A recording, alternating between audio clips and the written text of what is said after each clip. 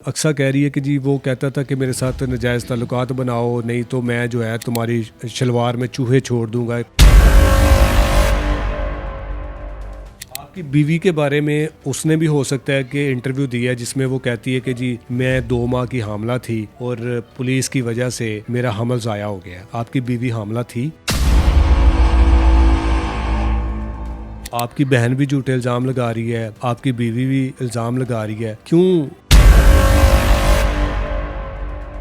अस्सलाम वालेकुम नाज़रीन, मैं हूं एडी मलिक। लाहौर के थाना हंजरवाल के सब इंस्पेक्टर पर लगाए गए इल्ज़ाम और उन इल्ज़ाम लगाने वाली अक्सा नामी लड़की की सगी बहन का मौक़िफ़ हमने आपके सामने रखा। ये 302 का मुकदमा था जिसमें जमीला नामी खातून और उसका बेटा शहजाद नामजद थे।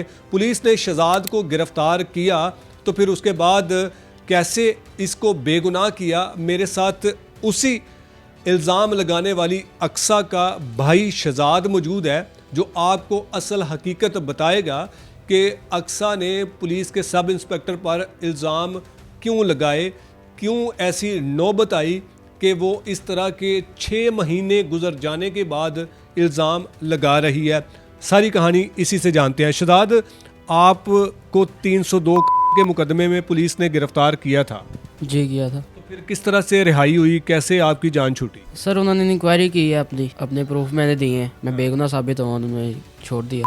किसका हुआ था? ये मेरी अम्मी की बहन बनी हुई थी, उसका हुआ था। क्या नाम था उसका? शुमाइला। शुमाइला को किस तरह से किया था? सर किया नहीं था, उसने आइस खाई थी तो आइस खा के वो डेथ हो गई उसकी। तो रेस्क्यू वगैरह हमने खुद की थी लेकिन वो नहीं बच सकी। जो मुद्दई थे उसके घर वालों को कॉल की है, उसके घर वालों ने आके हमारे ऊपर ही डाल दिया कि इसने मारा है। वो लड़की ने कुछ नशावर चीज खा ली थी जी जिसकी वजह से उसकी डेथ हुई? हाँ जी। नहीं हुई थी वो लड़की? नहीं हुई। फिर पुलिस ने जब आपको गिरफ्तार किया था, आपकी तफ्तीश की, तो आपने कहा जी मैं बेगुनाह हो गया। पुलिस ऐसे कैसे किसी को जो है वो बेगुनाह कर देती है? को आपने को पैसे दिए थे या क्या किया था? नहीं सर, पैसे हमने कहाँ से देने थे? हमारे पास इतने पैसे कहाँ से है कि हम उनको पैसे दें? कुछ अच्छे इंसान होते हैं, उन्होंने देखा है बच्चा है, क्योंकि मैं हिफाजत करता हूँ सारा, मैंने अपना प्रूफ दिया उन्हें, हर चीज़ उन्होंने इंक्वायरी वगैरह पूरी की है तो उन्होंने कहा कि ठीक है बेगुनाह है बच्चा, उन्होंने छोड़ दिया। अच्छा, आपकी वालदा के खिलाफ जो 302 का ये मुकदमा दर्ज हुआ और फिर उसके बाद उसके मंशियात के भी मुकदमात हैं, वो इस तरह का काम करती थी? जी सर, पहले करती थी। कितना अरसा पहले करती थी? 3 से 2.5 साल पहले। इससे पहले जब ये मंशियात का कारोबार करती थी तो जेल भी गई थी आपकी अम्मी? जी। कितनी बार जेल में गई थी? 3 बार। मंशियात के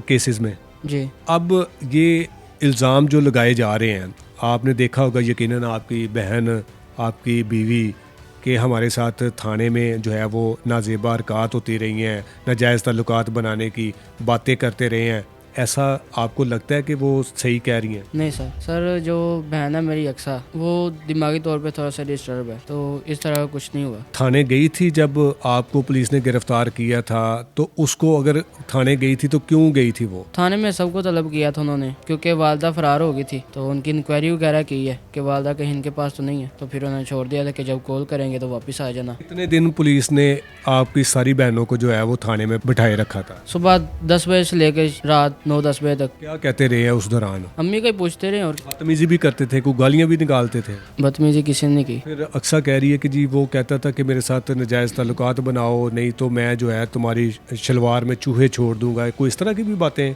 हुई थी? नहीं, इस तरह की कोई बात नहीं हुई। ये जो इल्ज़ाम लगाने का जो मामलात हैं, ये क्यों अक्सा कर रही है, या फिर आपकी जो बीवी है वो क्यों इस तरह के इल्ज़ाम लगा रही है? अक्सा जो है वो थोड़ा सा दिमागी तौर पे डिस्टर्ब है, तो बस उसे नहीं पता चलता वो क्या कर रही है। उसने ये जानबूझ के इल्ज़ाम लगाए हैं या फिर उससे लगवाए जा रहे हैं? उससे लगवाए जा रहे हैं। कौन हो सकता है पीछे जो इस तरह की बातें या इस तरह के काम करवाने के लिए? सर ये भी जल्द से जल्द सामने आ जाएगा, जो इस तरह के इल्ज़ाम लगवा रहे हैं? जो इस तरह के इल्ज़ाम लगवा रहा है, इज़्ज़त हमारी भी ख़राब कर रहा है। आपकी बीवी के बारे में उसने भी हो सकता है कि इंटरव्यू दिया जिसमें वो कहती है कि जी मैं 2 माह की हामला थी और पुलिस की वजह से मेरा हमल ज़ाया हो गया। आपकी बीवी हामला थी? नहीं सर। आपकी बहन भी झूठे इल्ज़ाम लगा रही है, आपकी बीवी भी इल्ज़ाम लगा रही है, क्यों? वजह क्या है, क्यों इस तरह के ये काम कर रहे हैं? जिनकी बातों में आए हुए हैं वो तो अब जल्द से जल्द सामने लेके आऊँगा मैं उन्हें भी, तो फिर इंशाल्लाह पता चलेगा कौन है वो और क्यों इस तरह कर रहा है। आपका इंटरव्यू देने के बाद अपनी बीवी अपनी बहन के साथ, अपनी अम्मी के साथ कोई राब्ता हुआ? नहीं सर। कहाँ पे हैं आपको पता है कुछ? नहीं पता।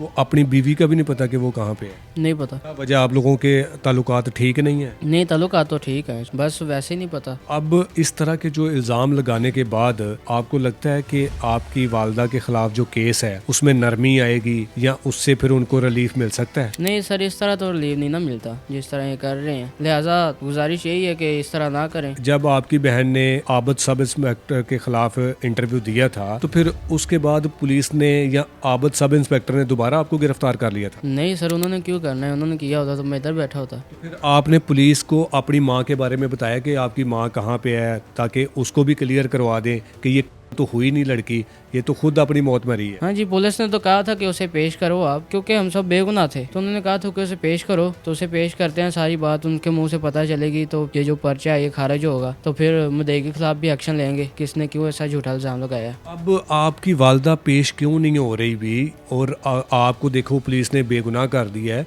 तो वो कहाँ पे छुपी हुई है जो अभी तक वो गिरफ्तार नहीं हो सकी? सर ये तो उसे ही पता है कि वो कहाँ पे छुपी हुई है, लेकिन अब उसने जमानत वगैरह करवाई है तो वो पेश हो रही है। वो पेश हो रही है? हाँ जी, अब पेश हो रही है। अब अपनी अम्मी और अपनी बहनों को क्या पैगाम देना चाहते हैं?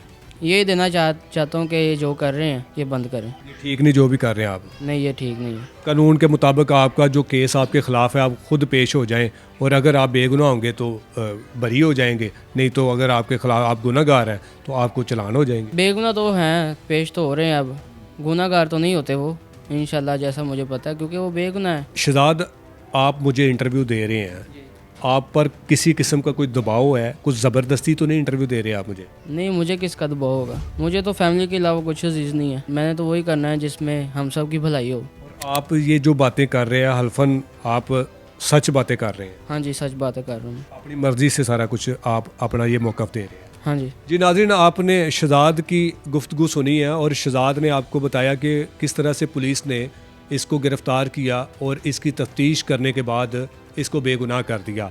जब इनकी बहन ने इंटरव्यू दिया तो उसके बाद कुछ लोगों ने ये ख़बरें चलाई कि इनके घर पर दोबारा से रेड हुई है और इसको गिरफ़्तार कर लिया।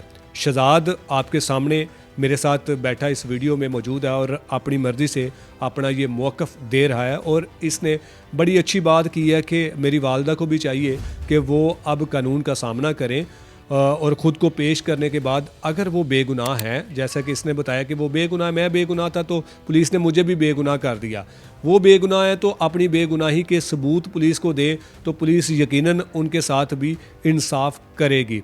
अब इनकी बीवी ने जो ये कहा था कि मैं हामला थी और मेरा पुलिस की वजह से हमल ज़ाया हुआ, ये शख्स अपनी उसी बीवी का खावंद है जो पुलिस पर इल्ज़ाम लगा रही थी, जिसने ये बताया कि मेरी बीवी हामला नहीं और ना ही कोई ऐसा मामला हुआ है। यकीनन आप तक सच पहुंचाना हमारी ज़िम्मेदारी है और सच के साथ हम इंशाल्लाह खड़े रहेंगे और सच आप तक पहुंचाते रहेंगे। अब इसमें मज़ीद और कितने इंटरव्यू आएंगे, कौन किस तरह और कब तक पुलिस के ख़िलाफ़ और सब इंस्पेक्टर आबद के ख़िलाफ़ जो है वो इस तरह के इल्ज़ाम लगाता रहेगा, खुदारा उनको भी ये सोचना होगा कि अगर आपके पास सबूत नहीं है तो किसी के ख़िलाफ़ कोई ऐसा इल्ज़ाम लगाने से गुरेज़ करें। ऐसा ना हो कि फिर आपके ख़िलाफ़ भी कानूनी कार्रवाई हो और फिर अपने लगाए हुए इल्ज़ाम साबित करने के लिए आपके पास कोई सबूत ना हो। इजाज़त चाहूँगा। अल्लाह निगहबान।